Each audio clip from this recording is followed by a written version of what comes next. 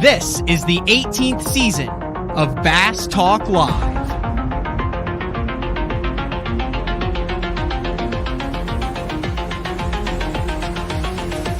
With your host, Matt Pangrac.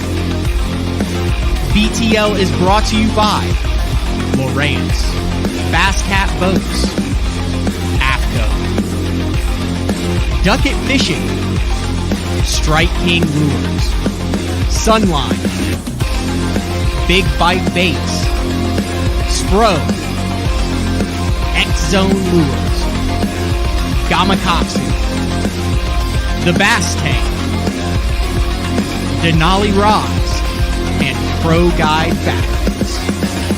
PTL, coming at you! Good Monday, everybody. It is Valentine's Day. It's February 14th, 2022, and we are going to talk bass fishing on a Monday when we have a lot of champions. We have a new Super Bowl champion. We have a new BPT champion. We have a new Elite Series champion. We have a new Toyota Series champion. Really cool story there. I'm going to kind of dig into that. Maybe see if we can get the Toyota Series champ on. But we have the BPT champ on the first time. Well, it's not the first time he's raised a trophy over his head because he has raised big trophies over his head in the past. But the first time in 13 years, I believe, in his professional career. It's hard to believe that Bradley Roy has been doing this. This is his 13th season, his first one, 2010. And he got the title on a very tough BPT stop number one on Caney Creek, Lake Darbone, and Bussy Break. And all three of those places have some pretty big fish in them. And they just were not very cooperative. But Bradley got the job done 26-2. And I watched that final hour live with the BPT there. And Bradley's a pretty cool cat, pretty cool customer. He was sweating it out a little bit. Fish weren't biting. Alton Jones had the whole crouching tiger, hidden dragon. I've never seen anybody with such flex in his knees as he flipped bushes and trees trying to get one more 2-pounder. You could taste how much he was. I mean, Alton was dialed in. Like, he's usually just kind of just dobbing around. No, Alton he was crouching and pitching and flipping and skipping. He couldn't get the job done. Bradley gets his first title, and then nonchalant, just, hey man, I did this for more of the family. We're gonna talk to Bradley. We're gonna bring him in. We're gonna talk about that. But also over on the Elite Series side, man, we had all sorts of action going on. On the Elite Series side, John Cruz, in all the times, I think this is the 6th time that the Elite Series had been to the St. Johns River. And one of the cool things about the St. Johns is it is constantly changing. I remember when we first went down there and covered it, you had 3/4 of the field in Lake George fishing eelgrass beds for spawning fish, and then the shell beds played with like the Cliff Prince and the Terry Scroggins and that type of deal, and then the eelgrass goes away and you have low water and high water and the forward-facing sonar and the jerk baits come into play and new lakes and manatee zones. Well, anyway, John Cruz, for the first time since the Elite Series has been there, leads wire to get his second blue trophy. And the first time he got his blue trophy was actually Bradley Roy's first season on the Elite Series, I believe. Would have been 2010. And I was thinking back to when John won his first title, and that would have been on the in California, on the California Delta. And I remember that tournament because Skeet Reese was a big-time favorite there, and he was coming in, and he had the bag, and they were doing the weigh-in and stuff, and John beat Skeet by an ounce, and Skeet weighed in a dry bag. That was the first time I'd ever heard of a dry bag where the guys usually dip it, but they had him roll through the line, and Skeet held up each fish and put it in the dry bag, and then afterwards we were like, what? If you soak the weigh-in bag in water, does that give an ounce? Would it have been a tie? Would we have finally had an Elite Series fish off? But anyway, Cruz gets the job done on a week that just had a massive amount of big bags, like tough fishing across the board for pretty much everybody that was fishing at a top level. But the guys who figured it out in an absolutely big way. And I think I'm going to bring Bradley in to talk a little bit about this. We talked a little bit before the show, and I said, hey, you want to come on and kind of shoot the breeze for the first segment? I said, I've got some stats here that are absolutely mind-blowing, but I don't know how much you've paid attention to it because you've been busy winning $100,000 in your first title. And he said, dude, I'm a fish head, man. I follow the sport. So let's bring in Bradley Roy, the stage 1 winner of the BPT in Louisiana. Bradley, thanks for joining me, man. Man, it's great to be back on the show. It is. It has been a while, and it's hard to believe that you've been doing this. This is the start, I believe, of your 13th season as a professional bass angler. You've got like the family, you're wearing glasses now, you've got like everything together. Does it seem like it's been over a decade since you started this game, or does it seem like it was just yesterday that you were kicking things off in 2010 as what, an 18-year-old? Yeah, I started when I was 19. That's what's crazy to me, and I said it a lot this week. I feel like I'm a veteran almost, and I'm just 31. Which, I knew this day would come where, when I got into my 30s and I had over 10 years of experience on a professional tour, I hoped that one day it would come, and I'm hoping that I'll start to see some of those, fruits of my labor, so to speak. Because let's be honest, I mean, I had some good tournaments early on when I was young, but man, I kind of paid for a really expensive school of learning, against some of the best fishermen in the world for the first couple of years, And I mean, I had some good tournaments, and but I feel like for the past few years, it's just kind of started clicking really, really, really, really well for me. Well, we're gonna get into the tournament that could not have clicked any better. But first, I want to break down some stats this past weekend. And so I know fishing the opens, sometimes I'm aware of like what's going on in the outside world. Other times I'm like, oh, I had no clue anything else went on. Now you guys are in a unique format with the BPT where you have multiple days off in between events. And I know you sometimes have sponsor obligations and things, but typically, if it's a like an Elite Series tournament or a Toyota Series or something, it's, you practice 3 days, you fish 3 days, now it's a week of your life is gone and you're just totally consumed with it. Do you, when it's going on, are you one of those guys that is 100% dialed in on your event and what's going on? The outside world doesn't exist, or you still try to stay kind of well-versed, talk amongst your fellow competitors and friends about what's going on outside of the event that you're competing in? Well, so, man, I love bass fishing, and I'm obviously I fish on the BPT, but I'm a fan of, I love, just checking out tournament results. And I mean, this is my life. And what's kind of interesting though about it is the way the rules are set up. While I'm fishing a Bass Pro Tour event, I can't watch that event, so I'm not able to digest what's going on there. So really the only fishing that I can watch on our days off or whatever would be other tours fishing or, other things going on in the world that's not involved with my tournament. So, yeah, I mean, that's what I do. I pull up other leaderboards and see who's catching them where, and it's always, it helps to stay in the know to see what's going on in different parts of the country because I mean, like, we're going to Fork next week. So if you've got if they're fishing Rayburn or whatever's going on, you kind of know what's going on in those regions of the world. It can end up helping you too. I can't remember. I've been covering this for over a decade now, and I cannot remember a week or week that was so spread out as far as different venues that gave the fans so many big bags of bass.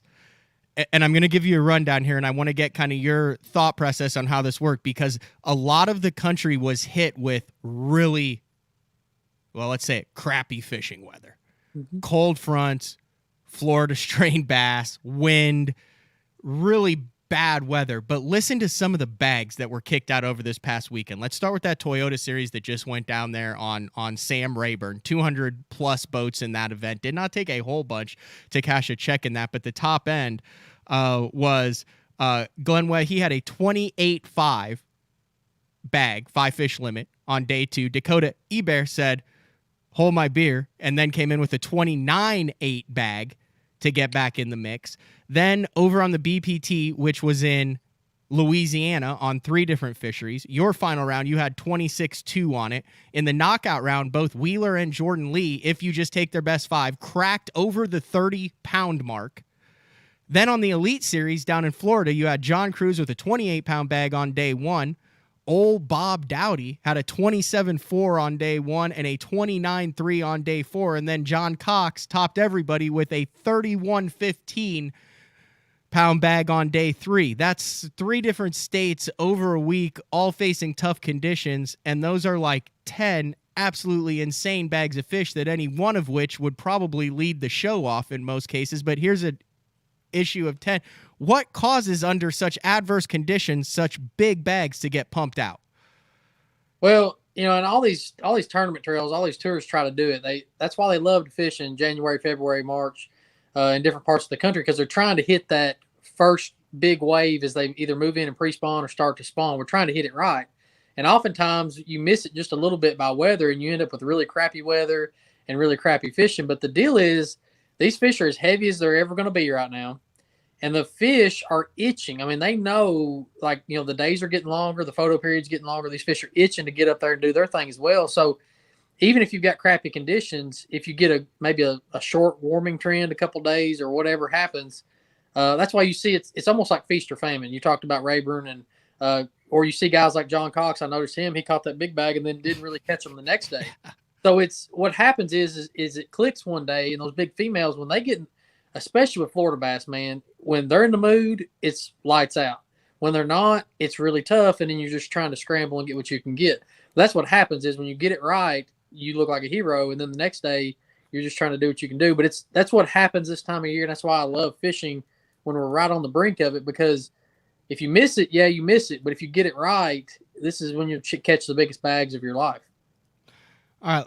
I want to walk through this stage 1 of the BPT, because in my opinion, it was probably the toughest. I don't know statistically if it was it would have to be statistically the toughest BPT event in 1920, and going to the fifth year of the BPT, just as far as cut weights and number of fish. You started off already getting hit with it because you had a day of practice canceled.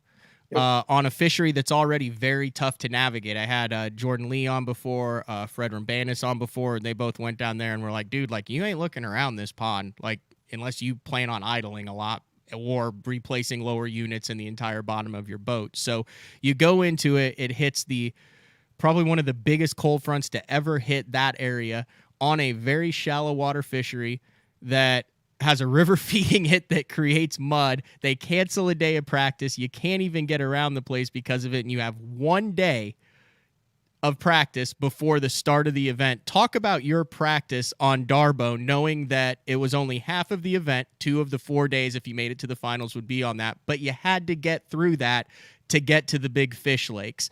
What was Darbone like for you, and when did you realize, man, I can grind this thing out? Because you finished second in Group B, and you actually caught, 7 fish on day 1? I think and so. 4 on day 2, which was tied for the most fish, second most fish out of anybody in your field outside of Jared Littner. Yeah, so before our 30-day cutoff, man, Darbone, I had never heard of it beforehand. And I was like, I didn't have a lot of time. I actually didn't have a boat at the time, so I borrowed my dad's boat and ran down to Darbone right before our cutoff. And I just got a day and a half is all I got. I didn't go to Caney Creek. I didn't go to Bussy Break. But simply just because I wanted to be familiar with it and try to learn to navigate it around. And it is one of the only places that we fished a lot of big timber places, stumpy places. It's one of the only places that you get outside the channel and there is no running, like none. Usually you can find a little back channel. You can find a little ways you can put it on plane for a second. That place is awful. Like, you cannot, once you get out of the channel, it's over. But anyway, I went down and practiced a couple days before the cutoff. Fishing wasn't really great then either, but I did get a few bites in a couple different areas, one of which was the back of a creek that just seemed like it had everything. Had some ditches coming into it, had enough water for them to live in basically all year. And I got a few bites in there. Well, I just had it in my brain. That was the first place I wanted to check. Well, the first morning of practice, when they cut us down to 1 day of practice, I'm like, dude, I'm going straight to where I think I'm going to get a bite, because you don't have time to mess around. And I roll in there, and it's super cold. Water temperature is like 44, 45. There's a bunch of guys in there just trolling all through it. And I roll in there and immediately start getting bit. And I'm like, man, if they were here a month ago and they're still here, there's probably a population of fish that are here and they're biting when it's this cold. So anyway, it just kind of came down to, I had confidence in that area, a month prior. They were still there a month after that, and I knew that was where they should be going to spawn. And once I knew that, when it's tough like that, you just have to, in my mind, I try to eliminate a variable, which is running around wondering if I'm around fish. Once I knew I was around fish, it was just about grinding it out and getting enough bites to survive Darbone. You move to the knockout round then, and Littner kind of ran away with it to a point where it kind of knew he was going to go straight to it. But was that like a sigh of relief because you go to something that's like actually got some grass in it, and you knew had a population of bigger fish? I mean, it proved to be equally as tough, but now you kind of hit, you're going to hit, well, basically 3 fisheries in 3 days, 3 new ones if you make the final. But kind of talk about that process of getting through the knockout round, because incredibly consistent. You were second in your group after the opening 2, and then the knockout round you finished third, and you had 6 for 27-12. Once again, Jacob Wheeler kind of ran away with that one at the top. But were you able to employ any of the same strategies from Darbone going into the knockout? No, not at all. And so Caney, that's what's interesting. So I don't think the fish that were in Darbone were actually Florida strain bass. Okay. The fish that were in Caney absolutely were Florida strain. They were huge, but Caney is a totally different place. I mean, it had a lot of deep water, a lot of deep structure, cleaner water, some grass, docks, which Darbone did have docks. But the difference was, it got a ton of pressure. Darbone gets pressure, but a lot of it's, crappie fishermen and different things of that nature. So I was just happy to survive Darbone. That was my plan from the get-go, was, hey, we survived Darbone, we'll worry about the rest of it after that. And so going to Caney, I was excited because, I thought it had some big fish in it, but I really didn't have we did get to go over there for a short day of practice on one of our off days, and I really didn't catch a whole lot. I think I caught 2 squirrels. But I got to see the lake and saw what it had to offer, and just kind of had to roll with it. And the wind started blowing. What I ended up doing was around the banks, there was certain banks that had just a grass line that it was in like 3 to 5 foot of water. If you could find that grass, it seemed like it had a little deeper water up close to it, and the wind was hitting it. That's where those fish were set up. And once I got that first bite, I kind of rolled with it during the day, and that's what I ended up catching all my fish on, was a lipless. Can you tell in these events now, and I know in the BPT, some of them it's all the same lake. Some of them there's one different one. Some of them there's 3 different ones. When you do the 3, can you tell after 1 or 2 of the opening rounds, like, I'm fishing really well, I'm making good decisions, I'm going to be able to roll this through the week? Or is this really kind of like 3 tournaments where it's really hard to keep momentum going from lake to lake to lake? It normally is hard to keep momentum, and I think it's kind of an underappreciated format. I mean, MLF format is different in and of itself, but then they throw one of these in the bag where it's like 3 different lakes in a week, man, and they were 3 totally different lakes. So every night I would come in from the tournament and completely redo my tackle, because we went from shallow, dirty water flipping to a lake that you had a chance to deep crank, you could drop shot, you could jerk bait with active target, you could do all that stuff, plus you had grass, and then flipped it back over to Bussy Break where it was shallow, muddy water. So I think it is hard to keep the momentum going, which obviously I did this week. Was super cool, but it is super hard to chop it up like that and stay fishing at the same level. Is there anything that you did that was the same through all 3? Was there a common thread that tied them all together that you look back on and said, this is what allowed me to stay so remarkably consistent? The only thing I pulled from Darbone was what worked for me the best there was those fish were super lethargic. Obviously, the water temperature when we started at Darbone was like 45. Weather was terrible. And I could go through those areas and then cycle back through them if they had enough time and get bit, because I think those fish were there. They were either there and it took them a while to bite, or they were, there was fish moving up as the day warmed. So once I kind of found an area that I felt like had some fish in it, I didn't like run all over the place. I probably fished and burnt less gas this week than I've ever burnt in my fishing career. And it was simply because like I said, I was trying to eliminate that variable because fishing was so tough. Once I knew where fish were, I was like, man, you got to ground it out with these and get some of these fish to bite and see if you can't get a few more of them, because I felt like my odds were better doing that than running and trying to find new fish. And it worked out this week. Talk a little bit about that, because I think a lot of the listeners struggle with that, the lethargic fish, the urge to move, to run around. You talk about slowing down. A lot of the talk, obviously, because of how many events are in Florida with Florida strain bass. Are you actually trying to keep your lure in front of a fish longer? Do you think those fish are actually inspecting lure? You're trying to give them more time to eat it? Or is it, when you say slow down, is it still trying to elicit a reaction bite, but doing it in a much more calculated manner so that you're making multiple presentations in a small area? You see the difference there? Yeah. So, and that's something, look, this is something I struggle with. And I mean, the pro anglers struggle with this because we're always in a hurry. You know, we're trying to find the next best place. We're trying to, one of the hardest things for me to do, I know, is slow down and stay in an area for a long period of time, especially when you go an hour or two without a bite. Mm-hmm. But I think a lot of it was, you know, I was flipping at Darbone, just flipping a trick worm, but it was something that, you know, that's kind of something we do in Florida when the water's cold. You know, you don't want something real intrusive. I wanted something I knew that if I pitched it in there and there was one there, I had a really high chance that fish would bite it. Number one. And for me, it wasn't, I didn't get a lot of bites just sitting there, you know, shaking it. And they like where I thought they were inspecting it. It was more of being real stealthy with the boat, kind of just snaking around through the trees, fishing them, giving those trees time to reload. Because I think what happens, I could see them that's the neat thing about forward facing sonar now. I think we're understanding more about what's going on with fish, but I could see bass like out away from these trees. Like, and I never could get them to bite. If you threw at them, they would just run away. And I know they were bass, but it's like you would just come through a few minutes later, and all of a sudden there'd be a dot close to the bottom of a cypress tree, and you'd get that fish to bite. So I think for me, it was just more being patient and letting those fish have time to get in the mood to slide up there to eat, because knowing that they're kind of in a lethargic mood, or however you want to put that, they weren't just ready to chomp all day long, and you couldn't just make them bite anything.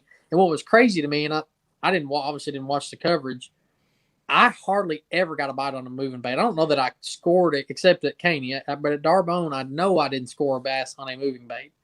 And usually you can force feed, like in my part of the world, when it's cold, you can take a crankbait and make them react. But those fish were just kind of different. You had to, I know some guys caught fish on crankbaits, but for me, it was about just making good pitches, hitting the high percentage spots, and giving those fish time to slide up there and get set up. When did you guys realize that Bussy Break was going to be an absolute freak show? So I tried to do a little research on the place. You know, we went for a ride around. We couldn't make a cast. You know, I knew it looked, I mean, it kind of reminded me of like almost like Falcon or something, or the trees and stuff, how they were set up. And I was like, man, it looks like it's got everything, you know, that could be good. And then, of course, every person that you see come up, man, you guys are going to have fun at Bussy. Got some giants, you know, and there wasn't a lot to research on it as far as public information. But I did see where some guys had caught like an 11, and I'm like, man, if it's got this kind of fish in it, it could be fun. So I actually wanted to get back there, not simply just to try to win. I mean, obviously I want to try to win, but I thought this place could be fun. If it's as good as they say it is, when you're talking about flipping and pitching and having a chance to catch an 8 or 10 pounder, I mean, that doesn't happen every day. You can't just go everywhere in the country and do that. So I was hoping it was as good as they said it was. You caught an 8-14. Alton Jones had a 9. Jordan Lee had a 6-12. These are just their biggest. Thrift had a 9-3. Sprague had a 7-14. Randy Howell, who hopefully he's got some stuff going on this week. He's doing some sponsor stuff. He's taking care of some business because you guys start on Fork next week. A lot of business. Hopefully I'll be able to get him on to talk about not only his 10-11 in the knockout round, which set the biggest bass, but then the following day, the 12-14 that he caught flipping a bush. Mark Daniels had a 6. Jacob Wheeler had a 7-8. And Shin Fukai had a 3-15. So out of the top 10 that fished that championship round, 8 of the top 10 had a fish over 6 pounds, which made for an interesting dynamic because the bite shut down for you completely in the third period. And you're looking at the weights, and then Randy Howell catches a 12-14, and you realize, dang, no one's out of this thing. It's literally one bite, and any of these 7 guys could pass you. Usually you're worried about 1 or 2 guys, and there's kind of a back or forth thing going on in the final round. But this was almost more like like like a sudden death deal. It was like, okay, any of the ones who catch an 8, like Bradley's either going to get far ahead or one of these guys is going to catch him, and there hasn't been a fish caught in an hour. So whichever one of these guys catches him wins the trophy in the last Yep. half hour. Did you get that feeling too? Oh man, that the third period for me, like when I started, I was like, dude, because I had probably 5 bites. I only landed 3 of them, I think, in the second period, but I had 5 bites, so I was encouraged. I was like, dude, you need 3 more bites and you'll be fine. And as time went on through the period, I was like, no, you need 2 more bites. You need 1 more bite. I was kind of hanging on, but I mean, that last period took years off my life because it was just one of those things where, I know other people have experienced this too. I kind of got boxed into that one little area I was fishing, and I knew it had more fish in it because, like I said, I'd missed a couple and lost a couple, and I felt like I was better staying there than trying to figure out somewhere else to fish. And of course, there was some more local traffic that was getting in there, and then other anglers, or it was kind of, my area was getting smaller. But in hindsight, I probably should have went and done something different. But I just figured there was no way I don't get at least 1 more bite, and I knew if I get a bite, it was probably going to be 5, 6, 7 pounds. I mean, it's just the way it had been. But it was brutal in that last period for me because I was trying to make sure I did everything I could do to just get 1 more bite. And then these guys, like you said, it wasn't just one. Normally you're just like, hey, man, Jordan Lee's coming on. Hope he doesn't catch. As long as my official doesn't say Jordan Lee's name, I'm good. But this time it was literally like any of these guys. I mean, Randy Howell just caught a 12-14. And when my official said 12-14, I was so thankful it was Randy at that time because he didn't have enough weight to catch me. It's just, I felt like the whole period, I said this and I really mean it, I felt like I was standing there just letting people punch me in the face the entire third period. And I just couldn't catch one. I kept thinking, man, I was like, all the 2-pounders you've caught in your life, just catch a 2-pounder to get a little more room between you and these guys. But thankfully it ended up working out. What do you think it is that makes you stay calm and still be efficient and not spin out under that type of pressure? Because you were exceptionally, I mean, you voiced that you were not calm, but your exterior was extremely calm. Yeah, everybody said I looked calm. I don't feel like I was calm. That's probably the tightest I've ever fished. And I've been in positions to win tournaments before, and I've been, obviously in positions to make the cut or not make the cut. So I've fished with pressure before. But I've never fished as tight. I wouldn't say that I'm one of the best pitchers in the world, but I'm pretty good at pitching. And I was missing pitches I would normally make, and I was fishing super tight. Of course, that you don't see all that, but it was just a lot of pressure. But I really felt like, as I would look down at my graph and I would see the time, and I'm like, man, it's 10 minutes. And then you start flashing back to those fish you've lost, that you rolled at the top of a bush. And I know I feel like I'm a professional, and I was like, I've done this long enough to know that stuff just happens, but you can't help but just think back to the fish you lost in the second period or the first period. And there's so much that goes through your mind when you're bass fishing, especially when you're getting down to the last few minutes of the tournament. A lot of people that haven't competed don't understand that, but man, it's an overwhelming situation sometimes. Hold on, I'm pulling up here. I want to see if I was right here.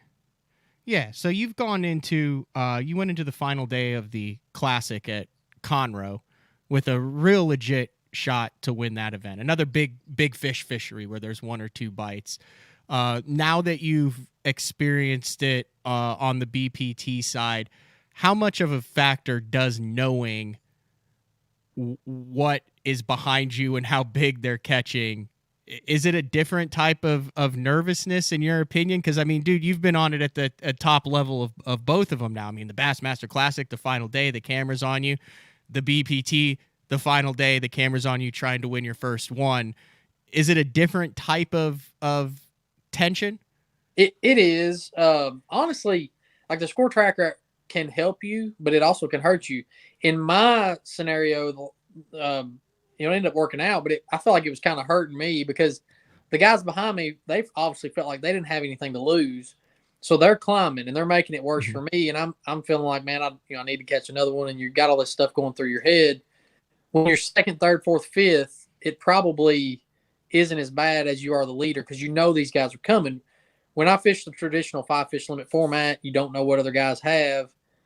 You know they're catching them, but you don't know how good or how bad. So you're able to compartmentalize that a little easier.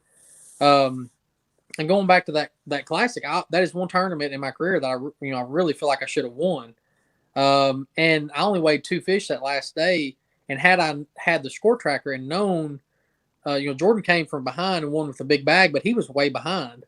I only needed like 9 pounds or something to win, and I weighed in 2. I mean, it was not a lot. I would have went and done things to just catch 3 more keepers. They had to be 16-inch keepers there. But I was trying to just swing for big ones because I was expecting Ayler and some of those other guys to catch them again. So the score tracker has good and bad sides to it.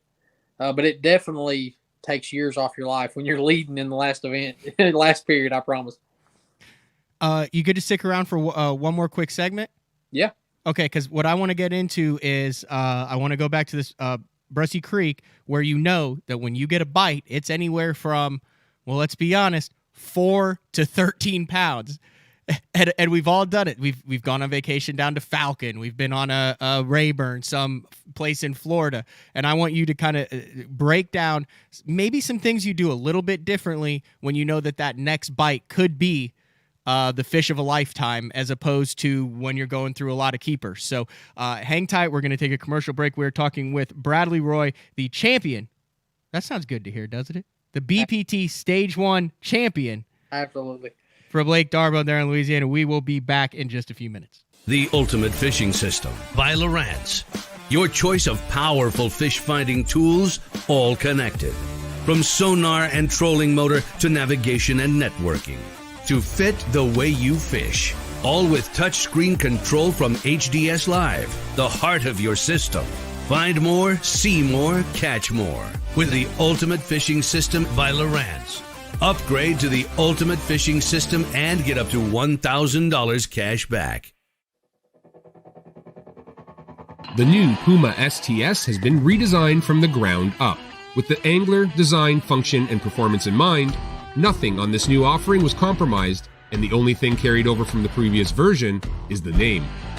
Based on the Soft Touch series hull that started with the flagship Jaguar, this new model is nimble and performs incredibly well at all speeds with either a 250 or 300 horsepower engine.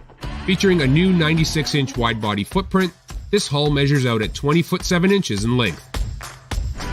Industry-leading design coupled with tournament-winning performance. The Puma STS from Basscat. Feel the rush.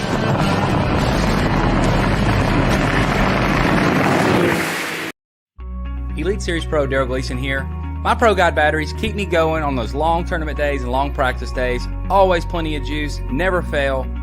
The best part about Pro Guide batteries, it's the people behind the company. They have over 40 years experience in the battery business, keeping all of us fishermen out on the water longer, catching more fish. Check them out at ProGuideBatteries.com. What's up, Bass Talk Live fans? Brandon Polnick here. And ever since I won a couple Bassmaster Elite Series events on X-Zone Lures, I've been getting a bunch of questions of what makes them so special and different. And really, the truth is, it's in the details. The little details, things like no cheap fillers in their plastic. That gives you more lifelike action, more realistic and vibrant colors. But don't just take my word for it. Go to www.xzonelures.com and check them out for yourself. So, you're looking to buy fishing electronics, huh? Are you also looking for true experts to help guide you through it? Well, at the Bass Tank, you've come to the right place. We are live forward-facing sonar pioneers with thousands of hours spent learning through winning trophies, cashing checks, and just having fun. Whatever brand you need, we have it. We offer free shipping, and we have 2 financing options available. Our experts are here to help you. Call us today or visit thebasstank.com. The new Android series is the peak of the Denali lineup and offers the ultimate Denali experience. The Android series features 36-ton multi-directional graphite combined with interlock blank technology for added strength. Each rod is outfitted with Royal titanium guides that will not fail. The blank is fitted into an easy-touch, soft-feel EVA foam grip with exposed blank reel seat. This all allows the Android to transmit every movement of your bait and even the most subtle bites. The Android series is the finest rod Denali has ever made and offers an angler the ultimate fishing experience with a limited lifetime warranty. See the full lineup of Android rods at denalirods.com. Welcome back to BTL on a Monday. It's Valentine's Day. We're talking with Bradley Roy, winner of Stage 1 of the 2022 BPT season. Now, I know you're married. I know you have a new baby. I know you just won $100,000 and you've been gone for a little bit of over a week. What are your Valentine's Day plans? Is it a hey, here's a trophy and a check, and I'll take care? I mean, that's a pretty good one, Bradley. I'm not gonna lie. I mean, there's not many people who could do the check and a big trophy. What do you have in store for Valentine's Day? Unless it's a secret, unless you have something planned that you don't want to divulge at this moment. That was the just coming home to be able to celebrate. I actually wasn't planning on coming home during this because we don't have very many days between Fork and that tournament. So, I came home. We actually went on our Valentine's Day date last night. The check. I mean, she gets the check, so that's her gift this year. I get out of getting something else. Before the break, I kind of teased what I wanted to go into, and this one's a little bit for me. Bradley, because I fished the Bassmaster Open down in Florida, and I was throwing a fluke, and I had a buddy who said, man, you do not want to be throwing that on a spinning rod. And I said, I'm just using it to fill my limit out, man. Like, I'm more comfortable with it. I get a little bit fast twitch, and he's like, you're going to get owned. And I'm like, no, I got 14-pound leader on. I'm good. And he's like, all right, well, don't say I didn't tell you so. Well, sure enough, I catch my 3 12.5, 13 inchers, and the fourth one, I cast the fluke up there, and there's like a wake the whole match, and I said, oh, no, I am outmatched. And I reel into it. I was outmatched, man. I made a rookie mistake. I was in Florida in competition, and I did everything right, except I wasn't using the right stuff because I knew the potential was there for a big fish. And I learned a valuable lesson in that. So going into the final 2 rounds where you knew that every bite could be 7, 8, 9, 10, 11, 12, 13 pounds, is there anything you do differently with your equipment, your hooks, your setup to make sure that when those opportunities arise, you're able to capitalize on them and not just have a story? Yeah. So, for me, my equipment, I really didn't change, like my flip. I used an Arc Essence 7.6, just a heavy flipping stick. I mean, for me, that I would have used that regardless.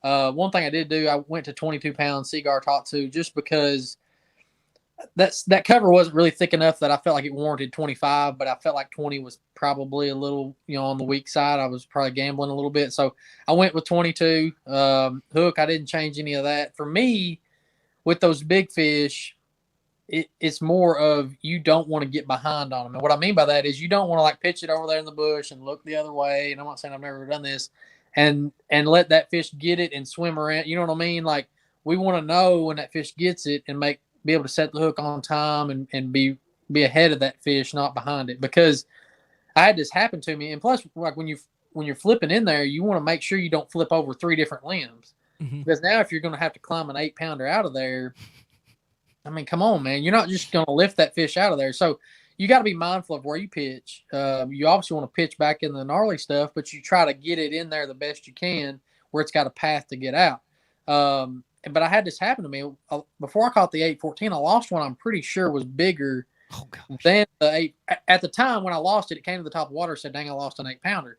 Then I catch the 814 and I saw how big it looked, and it looked smaller than the other one. So, but that fish just manhandled me. And what happened? There was a bush leaning to the trunk of a bush leaning down under the water. I pitched over it. Well, she just controlled me going the other way. And oftentimes those fish, there probably wasn't anything I could do in that situation. But if I had been able to turn her a little better, it's just, for me, it's more about paying attention. And I told Rob Newell, one of the camera guys that follow us around, this place is like torture because I'm literally holding my breath as I pitch in every one of these places because it's just so cool to think I could flip up an 8-pounder. I mean, how many places in the world can we go? We can go catch 8-pounders at a lot of different places. Not everywhere can you do it flipping a bush or flipping a tree. And to me, that's the coolest way in the world to catch one. I mean, that's what to me was so neat about Randy catching the 1214 was, dude, he caught that on a flipping stick. It wasn't on a big swim bait. That wasn't on an Alabama rig. I mean, let's face it, most of the 1214s we hear about now or a good portion of them are caught on an Alabama rig. And I'm not discrediting any of that. Mm-hmm. That's fun. I'll be happy to sign up to catch a 12, 14 on Alabama rig. But if I have my choice, I'll do it with a flipping stick. So for me, it was just making sure my equipment was where it needs to be. And I just tried to pay attention to where I put that bait and tried to pay attention to when I got the bite and not be behind on those fish. 20 versus 22 versus 25. Heck, some guys I know even flip 30. Do you really feel like there's a difference? You talk to certain guys and they're like, it doesn't matter. The thing goes in there. There's all sorts of limbs. I can flip 30. Then you talk to other guys and you're saying, man, I think I got a few more bites maybe on the 20 or 22 than I did the 25. When you're flipping heavy cover, what determines your line diameter? You know what I'm saying? Like, do you think, oh, that fish might not have bit 25, but it did bite 22, or is that purely a mental thing? Sometimes it's a mental thing. Those fish just pulling are not going to break 20. They won't break 17. If you tie up at 12, 14 and just, if you put the hook through his mouth and let that fish go, he'll never break 17. Like there's enough stretch in that line. As long as you got it on a rod, the fish is not going to break it. But what happens is if they got you around something, or it was the first or the second fish, and this fish was just like a 4 or 5 pounder. I can't remember. Just a 5, just a baby. When I was fishing, I was waiting for it to come up where I could grab it. It started, dogging on me and went down and actually got and touched my motor. Well, I got the fish in and realized how frayed up my line was. So those are the things that I'm guarding against with bigger line. Now, to say that, I am a big believer in line size makes a difference on how many bites you get, but it's not because the fish see it. Maybe when we're talking about clear water, smallmouth or something. We're talking flipping, heavy cover, like what you just won doing. The whole deal with line size, and I'm telling you, the whole deal with it is how it affects your bait and how it affects you to flip.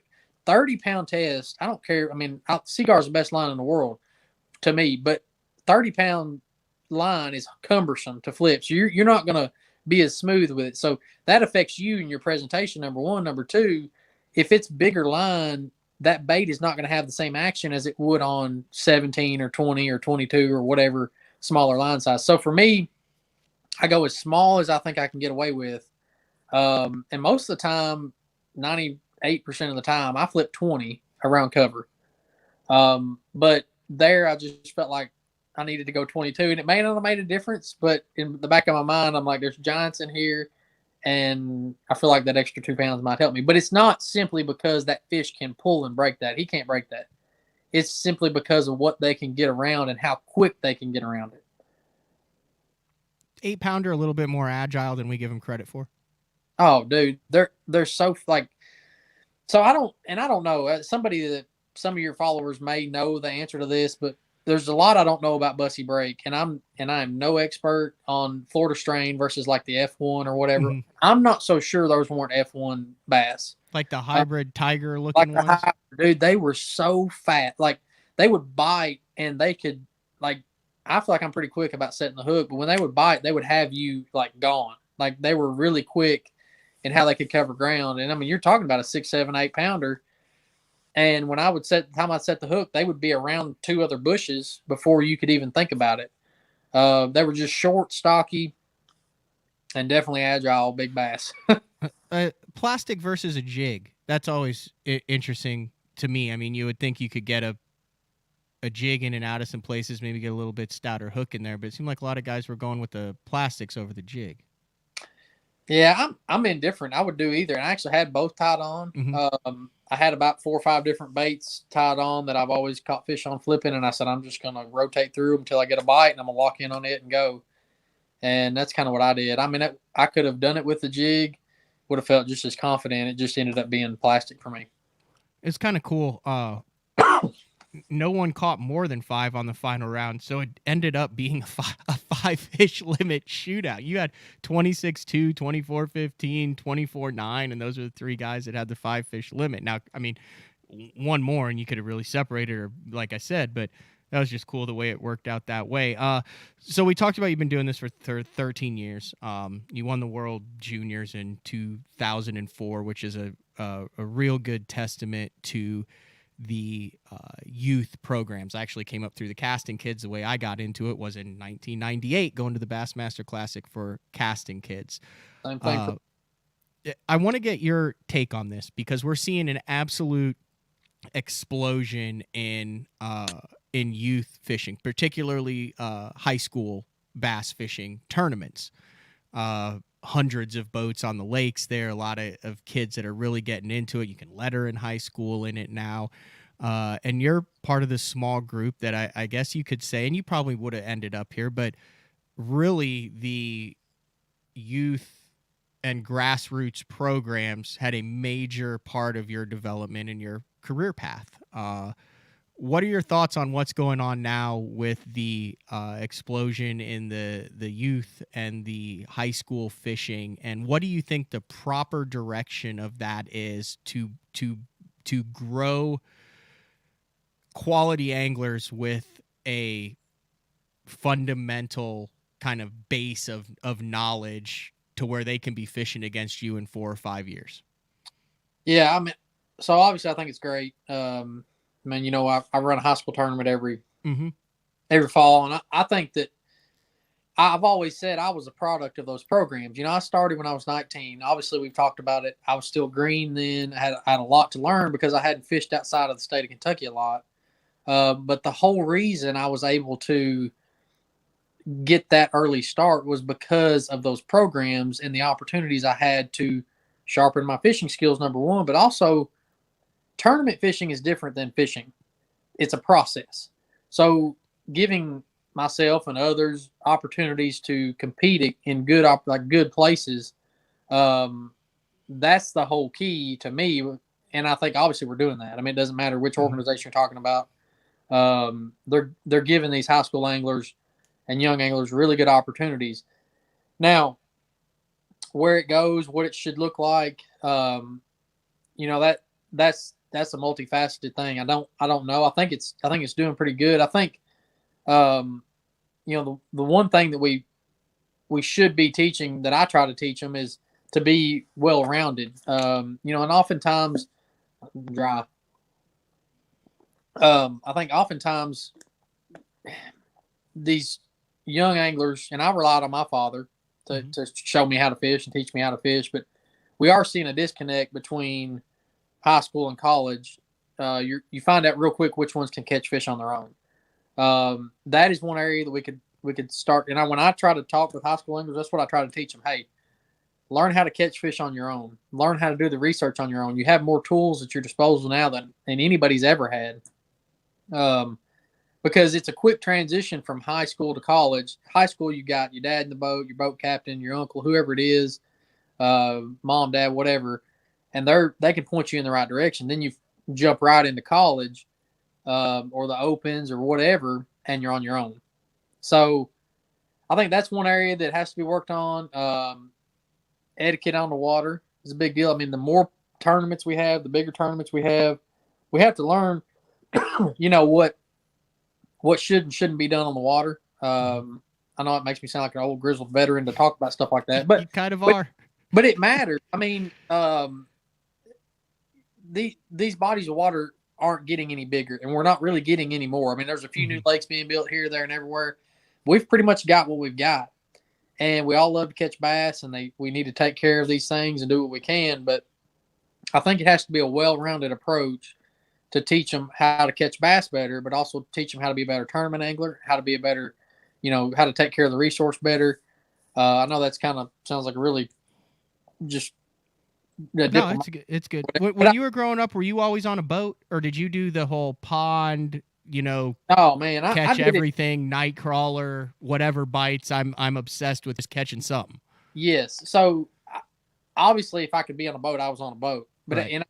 This is a question every pro angler gets. How do I get better? What do I do? You know, we don't have a boat, or my mom, you know, my dad can't drive me to the lake all the time. I'm like, dude, find a creek, find a stream, find a river, find a city lake, find a pond. Every bite teaches you something. And it doesn't matter if it's football, basketball, baseball. If you see a young person that wants to get better, they'll find a way. They'll be dribbling in the gravel. They'll do whatever with basketball just to get better. Sure, we can I could call up a guide and go to a lake, and he could point me in a direction, and I could roll over there, and I probably could catch some fish. But if I don't know why those fish are there, or don't know what's going on, it's going to be hard for me to repeat when I get on my own. And that's why I was saying you're seeing a disconnect. And it's what I would encourage parents or coaches or young anglers: learn how to do it on your own. I mean, I got help along the way. I'm not saying that's bad. Do that. But try to understand it. Just instead of just saying I'm going to a waypoint and I'm going to catch those bass, understand why those bass are there, because there's going to come a time where you have to do it on your own, and that's the part that's not easy. Because I still struggle with that. Everybody struggles with that. But the quicker you go through that process on your own, the better off you'll be. I kind of explain it like, it's great. If you're a baseball player, you can go to a baseball camp and they can teach you ground ball drills, and you can take 50 ground balls there and they can teach you the right proper technique and everything. That doesn't mean you're ready to go make the travel team and everything about it. You have to take those fundamentals that you learn from somebody that's better than you, that's been there, that's done that say this is the proper way to do it, then take it and go field thousands of ground balls on your own to perfect it, to make it your own, while you're using the platform and the ability when you do get out on the boat. But then, man, you don't have to be on a manicured field to do that. You don't have to have, the right type of dirt. You just have to understand it. And that's the pond fishing, the Niagara, the understand and all that type of stuff. I just think I think you have a really unique perspective of how that works based on how you came up and how successful you've been.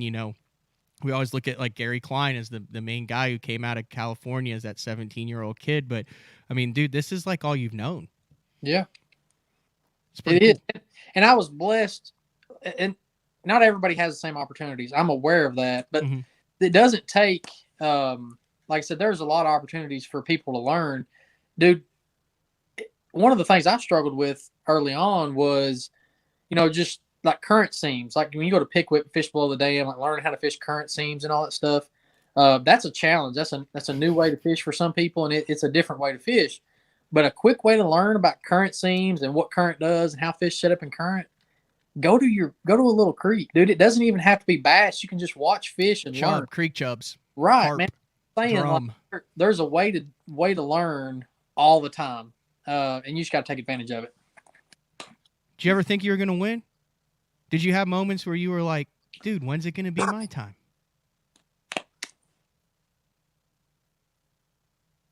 Uh-oh. I think he froze at an inopportune time right here.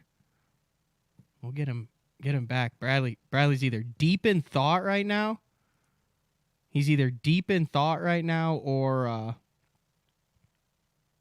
now he's definitely frozen after such a great. But that's an interesting question. I thought it was interesting to talk to Bradley about that, because like I said, you go back, if you can Google him, there he is. He was like in the boat with Mike McClellan. He was with the Elite Series guys, and then all of a sudden he was on it. And I remember one of the earliest memories that I have is I was covering the Bassmaster Elite Series on Clear Lake, and here's 19-year-old Bradley Roy, and he had a great tournament, and we were like, man, he's one of the youngest guys to ever do it, and now he's actually got the trophy. So we're going to take our second break of the show, and when we come back, we're going to try to get Bradley Roy back on the line to close out the interview. And then I also want to talk a little bit about this Toyota Series. I'm really intrigued with what went on with Glenn Webb from Oklahoma in this Toyota Series on Sam Rayburn. But it is BTL on Valentine's Day. We'll be back in a few.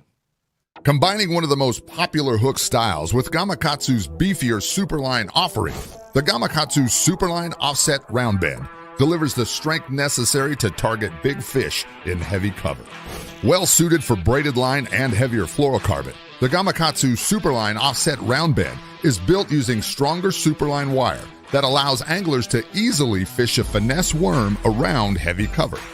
The round bend offers a larger bite area, perfect for any worm presentation, while increasing your hookup ratios. The newly enhanced Z-bend holds your plastics on the hook longer, reducing the number of pull-offs and reducing damage to plastics.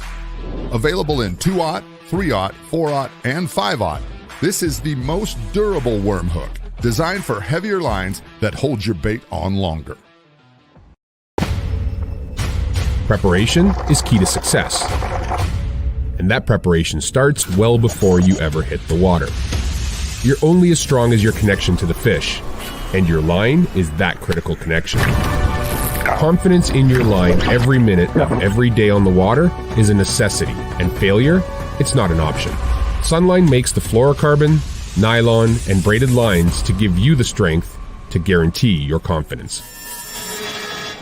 I've made my living on the water for over 20 years. For 14 years. For over 23 years. I've worn a bunch of different clothing brands over the years. Some companies big and some companies small. All of them said they were making clothing for us. But none of them knew us. None of them were us. Except for one. Except for one. Except one. AFCO. AFCO. AFCO. AFCO. Fishing isn't part of us. It is us. The KVD 100 jerkbait.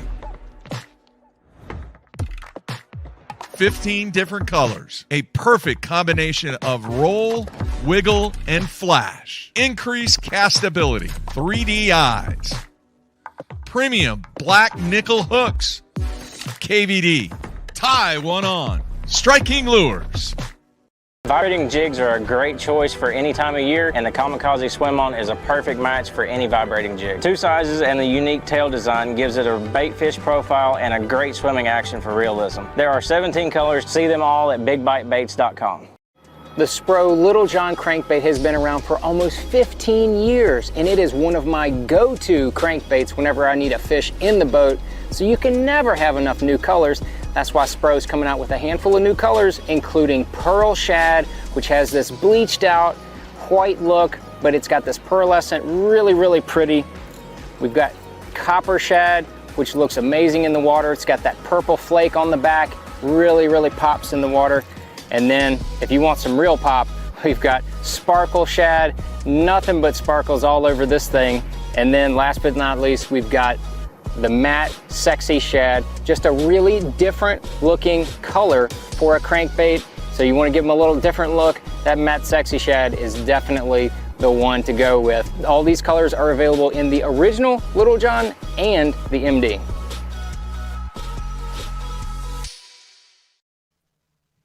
Welcome back to BTL. On a Monday, it's Valentine's Day, and I think we have Bradley Roy back. He froze, right? I'd ask him, the question I'd asked before you froze was, did you ever think you were going to win? And for a brief moment there, I just thought you were in deep thought. Yeah, I did. There was times where I thought, you obviously get anxious for stuff like that to happen, but in the past few years, I feel like I'd put myself in position a lot more often, and had been fishing well. I mean, I feel like I've been blessed to have a good career. Man, I made a living doing this. But you always, that win, because everybody comes up to you and they're like, that's what they ask about. And obviously there's times you're like, man, I wish it could happen. But the winning is not one of those things you can kind of just force. It's kind of got to come to you when it does. And the way I fish, I fish to get checks and be consistent. And that probably shows in the points a lot of times. And that doesn't always benefit me to win trophies all the time. But I felt like in the past few years I've gotten closer, and really for the past couple of years I've felt more confident about it happening because I knew I was getting close. I'd been in certain areas where I felt like it was the winning area, and maybe one or two things kept me from winning. So in my mind I was confident and felt like it could happen. Everything just kind of had to fall in place.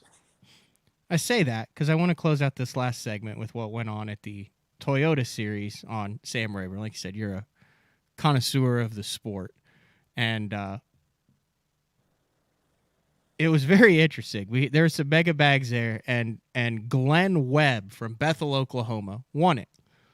I'm like, I think Bethel's kind of close to where I live, and it is. And then you get into it and you find out that this was the first tournament that Glenn had ever fished as a boater. He had fished like I think maybe one as a BFL before, but here's the quote from it. Said, I fished a lot of local tournaments back home, but this is the first one I've really ventured out and fished as a boater, said Webb. It feels great, super cool to win the first big tournament on my very first try. He wasn't even looking to fish the event, but after a good finish in a local tournament the week before, he decided to take a shot and register in it. And then his first 2 days and 200 plus some boats on Rayburn. I mean, Rayburn's got some really good anglers down there. Bradley, that he goes 26 plus and 28 plus, has over a 10-pound lead.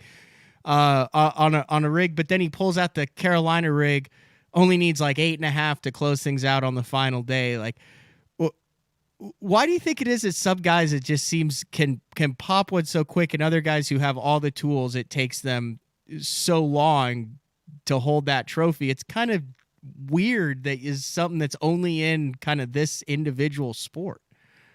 Yeah, that's what can be so frustrating about fishing, is because I mean it is a super mental sport, and a lot of times and I don't take that. I hope if he's listening and doesn't take this that he doesn't know any better. He's probably a great fisherman, but not knowing any better. So like for me going to Rayburn, I've got so many ideas of my past history or tournament history or all this knowledge flowing through my head. And sometimes that's good, but sometimes it's bad. Whereas a guy coming there fresh with no preconceived notions, just shows up and he just goes, man, that over there looks good, and goes and fishes it and catches 26 and 20. You know what I'm saying? So sometimes it's you're more pure and you're more instinctive fishing that way. I mean, he probably didn't know. He might not have knew if the area he was fishing had ever had a tournament won out of it or not, and that probably benefited him more than he'd ever know. But oftentimes, the more you know, sometimes the harder it is to weed through what you really need to be doing. Is that like you fish, like you see these opens or tours, you see big packs of boats all around? How much of that do you think is a really good area, and how much of that is comfort in numbers? Do you think there's a lot of that goes on in tournaments where even though no one's catching them, you can look over and see, well, that guy thinks this is a good spot, and that guy thinks this is a good spot, so this must be a good spot, and you know what? We're just going to wait it out and look good doing it. Yeah, and I think that's part of what's gotten where bass fishing has gotten to. And I'm not saying I'm not guilty of that too, because it just, especially in Florida. Now, Florida's a different deal. Florida is either you're around fish or you're not. Yeah. So we could probably throw that one out on that rule. But yeah, I mean, it's a comfort in numbers thing, because you're like, well, I mean, if these guys are here, they're probably here for a reason, and there's a lot of bass. Maybe I can slide over and get me one. And then the guy that doesn't know any better or is just like, well, I'm going to go do my own thing. He wins the tournament by a bunch. Instincts. It's all right. instincts. It's instincts. And my best tournaments this past week is one to prove it, have been ones where I let go and I just go and get a bite, start with a bite, and then instinctively go from there. But that is easier said than done. Way more often than not. I mean, it's just hard to do that because you want to try to make it happen and you want to try to control it all. But if you can fish off your instincts, it's a lot better. It's a heck of a story. What are we expecting at Fork? Is it going to be another slugfest down there? I mean, it's Fork. The interesting thing that we're going to catch big bass. That's just a given. But the interesting thing about Fork, I think they're working on the dam or something, so the lake is low. So I heard that. It should take. It's going to be interesting because it may take, like guys like Sprague, and I don't know all the ones that really know Fork well. I don't know. It may take some of their local pull out of it. I don't know. We're there at a kind of a weird time of the year. I don't think they're going to be spawning because they've kind of had some cold weather. I think it's going to be pre-spawn. I think it's going to be interesting. I'm looking forward to it because I really like fishing that time period where they're right before they move up, when they're wanting to move up. And I actually like fishing lakes when they're low. So, what do you like about that? It's less places for them to hide. Really? Do the math. No, I'm just kidding. I mean, then you get like a biffle who's like, man, I want it 5 feet high. I want every bush to have water. I love fishing at high. So if I could choose, that's what was so cool about me winning last week. If I could choose a way to win, it would be pitching, like flipping and pitching. That was so awesome. But for me, even around home when lakes are low, they just seem like they're easier to break down in my mind. So I don't know if Fork's going to play out like that. May make it super hard to get around on. I don't know. But there's big bass living there, and if we want to try to get another trophy next week, we're going to have to catch a bunch. Very cool. Before we shut it down, I'd be remiss if I did not notice. It seems like you got your sponsor game really wrapped up. Covercraft for the last couple of years, everything rolling good there. And any sponsor shout outs that you want to get in before we wrap things up here on BTL? I mean, Covercraft have been great. And we had the new Triton model out last week. Randy, Hal, and I were the only two to be in that new model. It's a XRT. He catches back-to-back day double digits. I win the tournament Triton XRT. It's gotta be the boat, Bradley. It's gotta be the boat. We both make the top 10, so you need to go buy one of those boats. I mean, that's my like unapologetic just push. All right. Well, congratulations on the win. Congratulations on the new baby. Congratulations on leading the Angler of the Year after one stop. And thanks for stopping by. We covered a gamut of topics over today, and looking forward to seeing what you're able to string together for the rest of the year. Me too.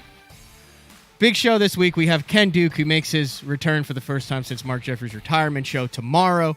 We'll be talking all things that. I'm trying to also get Dave Rush on, who was at the Bassmaster Elite Series event down there to get John Cruz's win. We'll get all the Elite Series guys on. They just have very back-to-back tournaments. You can't mess with them while they're out there. And then on Wednesday, the man who won the first pro circuit event and then went back-to-back-to-back in tournaments, and now he's actually got a day before he starts practice for Fork, would be Michael Neal.